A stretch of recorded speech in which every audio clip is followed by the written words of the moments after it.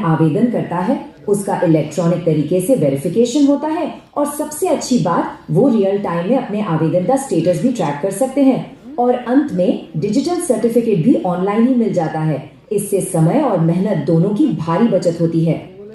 अगला जरूरी टूल है CJCMS पोर्टल यानी cooperative judicial case management system.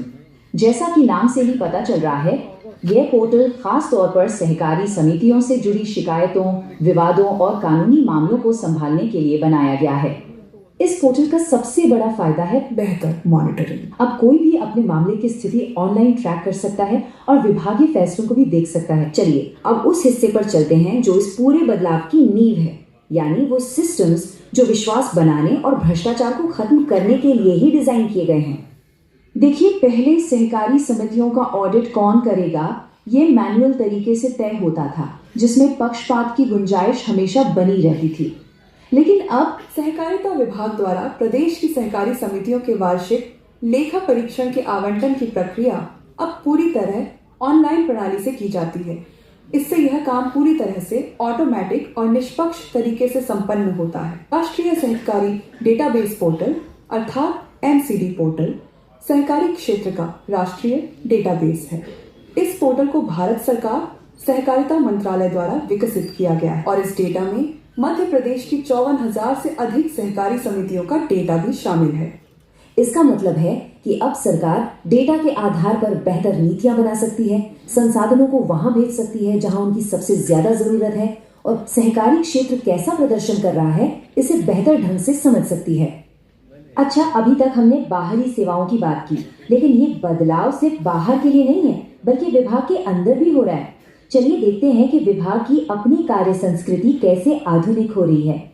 विभाग के हेडक्वार्टर्स में एक बहुत बड़ा बदलाव आया है। अब 80% काम ई-ऑफिस सिस्टम के जरिए होता है। इसका मतलब है कि फाइलें अब कागजों पर नहीं बल्कि डिजिटल रूप से ट्रैक होती हैं, जिससे काम में तेजी और पारदर्शिता दोनों आई हैं।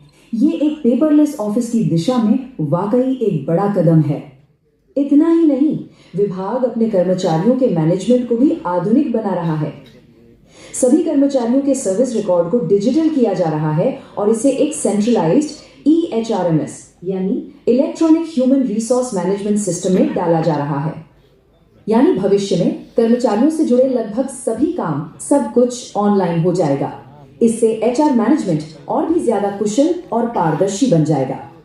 असल में ये सभी पहले एक बड़ी राष्ट्रीय योजना का हिस्सा है, जिसे RCS यानी रजिस्ट्रार ऑफ कोऑपरेटिव सोसाइटीज के कार्यालयों का कंप्यूटरीकरण योजना कहते हैं। इसका लक्ष्य चुनाव, ऑडिट और निरीक्षण जैसे जरूरी कामों को भी ऑटोमेट करना है, ताकि पूरे सहकारी क्षेत्र में बेहतर शासन और व्यापार करने में आसानी हो। तो कुल मिलाकर देखें तो ये एक पूरा डिजिटल इकोसिस्टम है, जहां ICMIS और CJCMS जैसी पहले सीधे नागरिकों पर केंद्रित है, वहीं ऑनलाइन ऑडिट और NCD पारदर्शिता लाते हैं। साथ ही ई-ऑफिस और EHRMS विभाग की अंदरूनी कुशलता को बढ़ाते हैं। ये सब मिलकर एक बड़ी और बेहतर तस्वीर बनाते हैं। और अंत में यह सिर्फ एक विभाग का आधुनिकीकरण नहीं है, ये डिजिटल इंडिया के उस बड़े सपने को साकार करने की दिशा में एक ठोस कदम है, जिसका मकसद शासन को हर नागरिक के लिए सुलभ, तेज और पारदर्शी बनाना है। सबसे ग्रास रूट्स लेवल पर गांव-गांव में है 4,536 प्राथमिक कृषि साख समितियां यानी पैक्स। ये सब मिलकर 50,000 गांवों में 60 लाख से भी ज्यादा लोगों को अपनी सर्विसेज देते हैं। अब आप खुद सोचिए, इतने बड़े, इतने फैले हुए सिस्टम को डिजिटल बनाना कितना बड़ा चैलेंज रहा होगा। हाँ, तो इतना बड़ा बदलाव कोई एक दिन में तो होता नहीं है ना? इसकी नींव पिछले 10 सालों में रखी गई है। बिल्कुल वैसे जैसे एक एक ईंट जोड़कर एक मजबूत इमारत बनाई जाती है। ये एक बहुत सोची समझी और लंबी प्लानिंग का नतीजा है। इस डिजिटल सफर की टाइमलाइन भी बड़ी इंटरेस्टिंग है। देखिए, शुरुआत हुई 2012-13 में कोर बैंकिंग सॉल्यूशन यानी CBS से। कह सकते हैं कि इसने पूरे सिस्टम की एक डिजिटल रीढ़ की हड्डी तैयार कर दी। इसके बाद तो बस एक एक करके मॉडर्न चीजें जुड़ती चली गईं। 2017 में ATM और ई-कॉमर्स आया। 2018 में IMPS आया, जिससे तुरंत पैसे ट्रांसफर होने लगे। 2019-20 में मोबाइल और इंटरनेट बैंकिंग की शुरुआत हुई और फिर आया गेम चेंजर 2021-22 में UPI जिसने इस गांव के नेटवर्क को सीधा देश के मेन पेमेंट सिस्टम से जोड़ दिया। तो एपेक्स बैंक में डिजिटल फाउंडेशन तैयार हो गया, लेकिन असली काम तो अब शुरू हुआ था। सबसे बड़ी चुनौती ये थी कि इन सारी नई सर्विसेज को राज्य के 38 जिला बैंकों के इतने बड़े नेटवर्क तक कैसे पहुंचाया जाए। और ये जो आंकड़े हैं ये बताते हैं कि काम कितनी तेजी से आगे बढ़ रहा है। बैंक IMPS और ई-कॉमर्स सर्विसेज दे रहे हैं। आज की तारीख में 15 जिला बैंकों में 16 मोबाइल वैन संचालित है। इसके साथ ही 17 बैंकों में IMPS लागू है। बदलते बैंकिंग परिदृश्य के साथ 3 जिला बैंक इंदौर, खरगोन और विदिशा मोबाइल बैंकिंग एवं UPI पर भी लाइव हो गए हैं। चलिए अब आते हैं इस बदलाव के सबसे अहम और सबसे जमीनी हिस्से पर, वो हिस्सा जो सीधा गांव के लोगों से जुड़ा है, यानी पैक्स, उन समितियों का कंप्यूटरीकरण। 4536 ये सिर्फ एक नंबर नहीं है, ये इस पूरे प्रोजेक्ट के विशाल लक्ष्य को दिखाता है। मकसद साफ है, गांव की हर एक सहकारी समिति को पूरी तरह से डिजिटल करना, ताकि सिस्टम की जो आखिरी कड़ी है ना, वहां तक पूरी पारदर्शिता और एफिशिएंसी पहुंच सके। और इस पर काम बहुत तेजी से चल भी रहा है। जरा प्रोग्रेस देखिए। 3741 समितियों का सिस्टम बेस्ड ऑडिट खत्म हो चुका है। 615 समितियां तो रियल टाइम सॉफ्टवेयर पर काम कर रही हैं।